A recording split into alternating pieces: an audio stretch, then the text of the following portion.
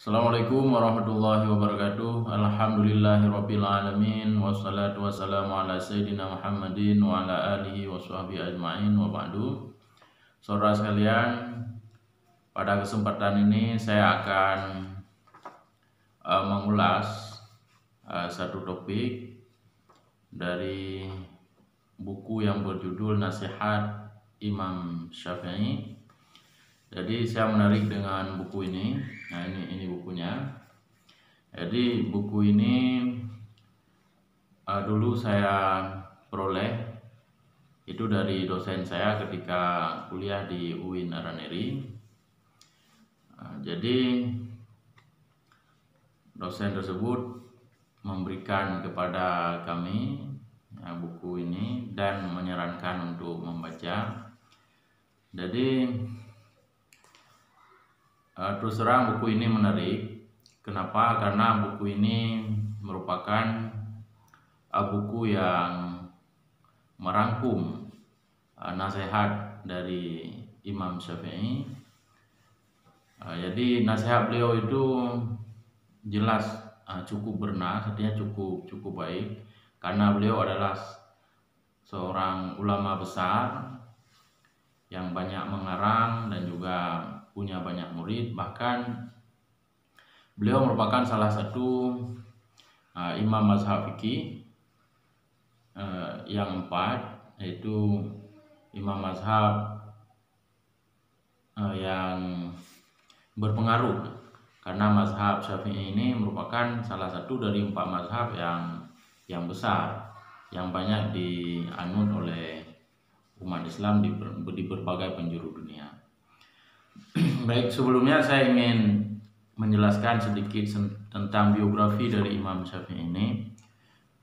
Beliau bernama Muhammad bin Idris bin Abbas bin Utsman bin Syafi' bin Sa'id bin Ubaid bin Yazid bin Hashim bin Abdul Muttalib bin Abdul Manaf bin Qusay bin Kilab bin Murrah bin Ka'ab bin Lu'ay bin Ghalib bin Fihr bin Malik bin Nadir bin Kinanah bin Khuzaimah bin Mudrikah bin Ilyas bin Mudar bin Nizar bin Ma'ad bin Adnan bin Ud bin Udad.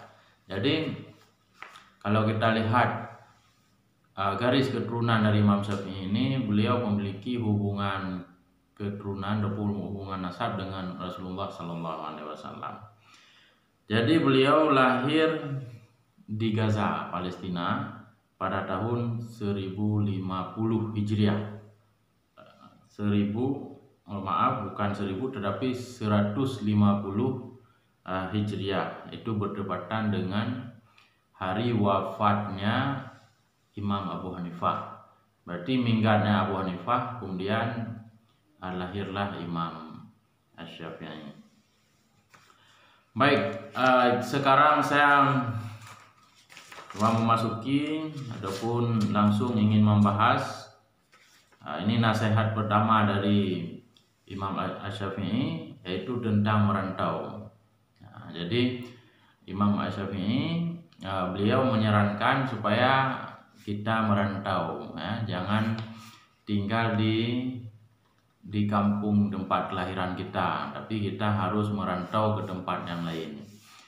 Jadi kenapa harus merantau? Beliau di sini menjelaskan berbagai kelebihan seseorang yang akan merantau. Yang pertama, menurut beliau, yaitu ciri orang yang berakal dan berbudaya adalah tidak akan tetap tinggal seterusnya di satu tempat. Meninggalkan tempat tinggalnya untuk mengembara itulah bagian dari istirahatnya. Jadi manusia sebagai makhluk berbudaya itu sudah sepantasnya merantau dari satu tempat ke tempat yang lain. Jadi merantau itu sudah menjadi refreshing, sudah menjadi hiburan lah bagi manusia. Jadi hal itu memang sesuai dan cocok bila kita kaitkan ataupun kita aktualisasikan dengan kehidupan sekarang, bahwa ketika kita pergi itu kita akan memperoleh hiburan. Biasanya ketika kita merasa jenuh di kampung halaman kita, maka kita akan berangkat ke tempat yang lain mencari suasana lain. Itu akan menghibur kita. Kemudian beliau meneruskan, pergilah dengan penuh keyakinan, niscaya akan engkau temukan pengganti apa-apa yang telah engkau tinggalkan. Bekerja keraslah karena hidup akan rasa nikmat setelah bekerja keras. Jadi beliau menganjurkan kita merantaulah, pergilah, karena ketika kamu merantau, apa yang kamu tinggalkan, itu akan kamu temukan kembali nanti di perantauan.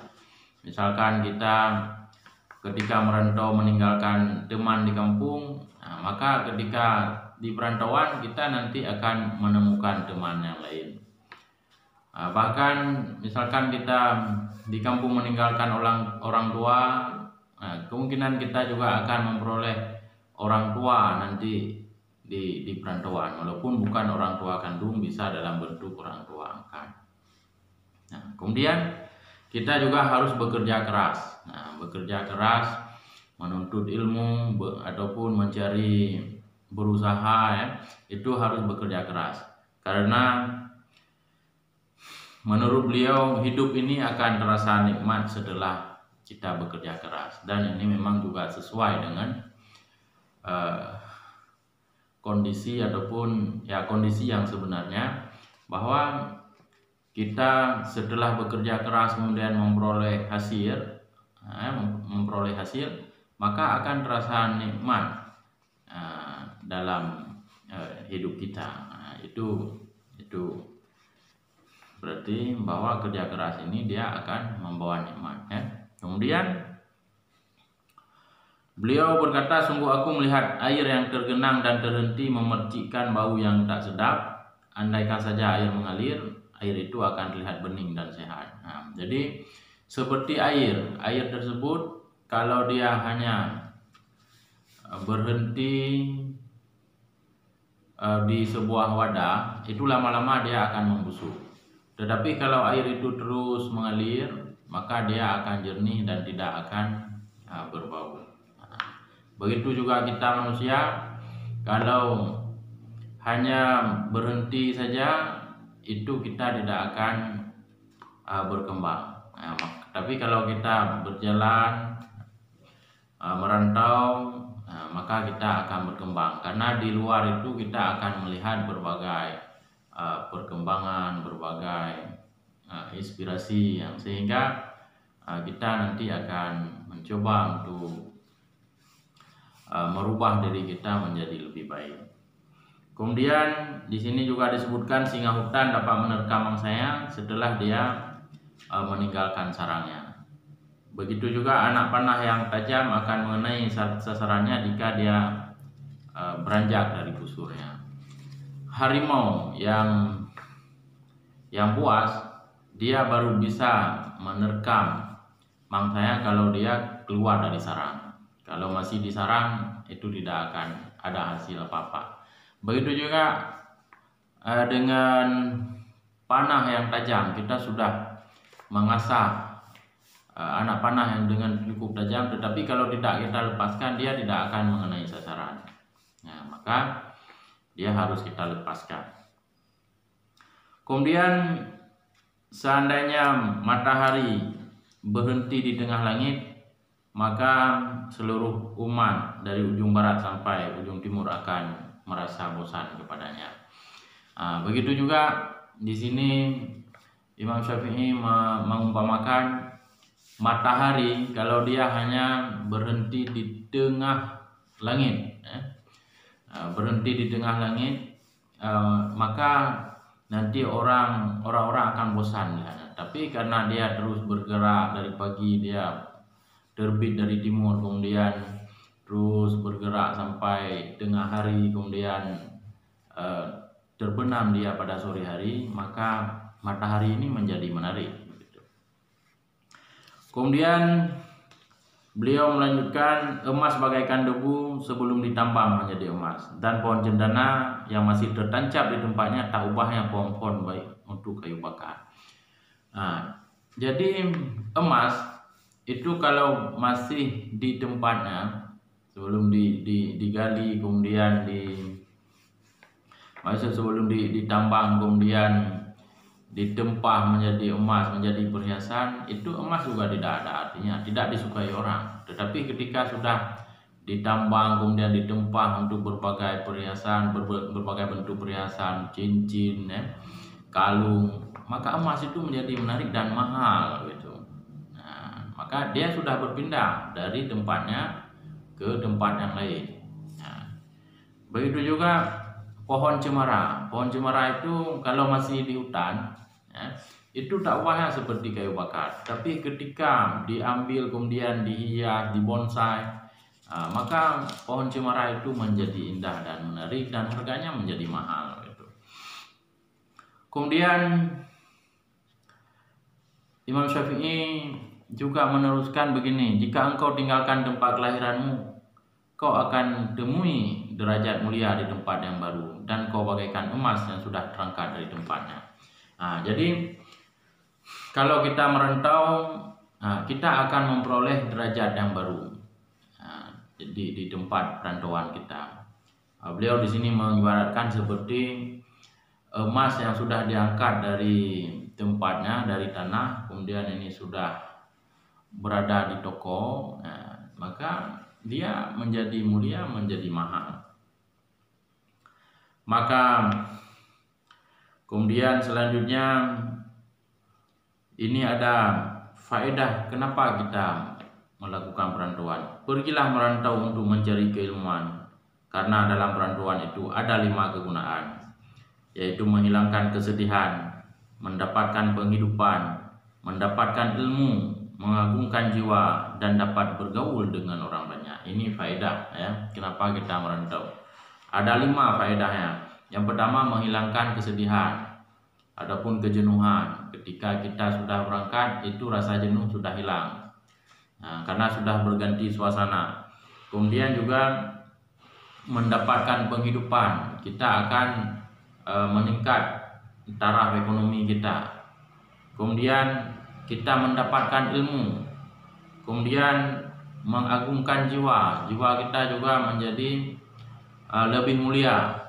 Kemudian kita dapat bergaul dengan orang banyak. Nah, jadi itu ada 5 faedah dari merantau.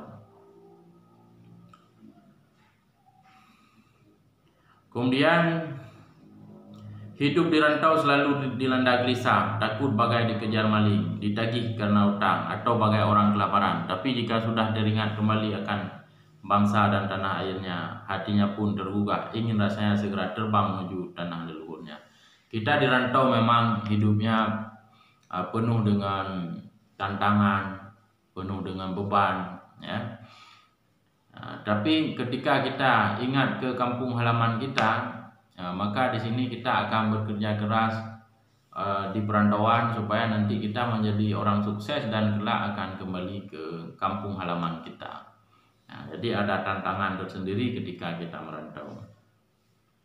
Tapi ada satu ini yang cukup menarik menurut saya, yaitu beliau menganjurkan kepada kita supaya menjauhi pintu raja, ataupun menjauhi, jangan terlalu dekat dengan raja, menghindari raja. Jadi menurut beliau, dimanapun seorang raja berada, janganlah bernaung di pintunya. Apa yang kau inginkan dari seorang raja? Bila sang raja marah, dia akan mengejarmu, dan bila hatinya lega, dia akan merasa bosan padamu. Jadi raja ini memang tidak perlu kita dekati, jadi hubungan kita dengan raja itu cukup hubungan biasa saja. Jadi karena raja ini kalau marah itu dia akan mengejar kita, bahkan menyiksa kita. Itu banyak kita temukan itu banyak ulama yang dulu Imam Malik, kemudian Imam Ahmad bin Hambal, itu mereka adalah orang-orang yang pernah disiksa oleh para raja, karena raja marah terhadap kedua imam ini karena tidak mau berfatwa sesuai dengan keinginan raja. Kemudian kalau raja merasa lega, dia akan bosan dengan kita. Nah, dia tidak akan mempedulikan lagi kita. Maka sebagai penutup ending daripada nasihat Imam Syafi'i terkait dengan merantau ini, beliau menyebutkan, berlindunglah hanya kepada Allah dan jauhi pintu para raja. Sesungguhnya berdiri di pintu seorang raja merupakan suatu kehinaan. Nah, jadi kita dalam hidup ini senantiasa berharaplah kepada Allah Subhanahu wa taala, berserah diri kepada Allah Subhanahu wa taala. Jangan berharap kepada raja, karena berharap kepada raja ataupun kalau istilah sekarang kepada pejabat itu akan menghina kita, akan menghina diri kita. Jadi berharaplah kepada Allah Subhanahu wa taala. Jadi berhubungan dengan raja itu menurut saya berhubungan secara elegan saja. Jangan kita istilahnya menjadi penjilat bagi raja. Jangan begitu. Kita harus berhubungan secara elegan. Kita harus tingkatkan potensi diri kita. Kalau kita sudah menjadi orang yang mumpuni, berilmu, itu raja akan menghargai kita karena kita memiliki ilmu. Maka seperti pernah saya sebutkan dalam video saya itu terkait kemuliaan ilmu. Jadi ilmu ini dia akan memuliakan kita.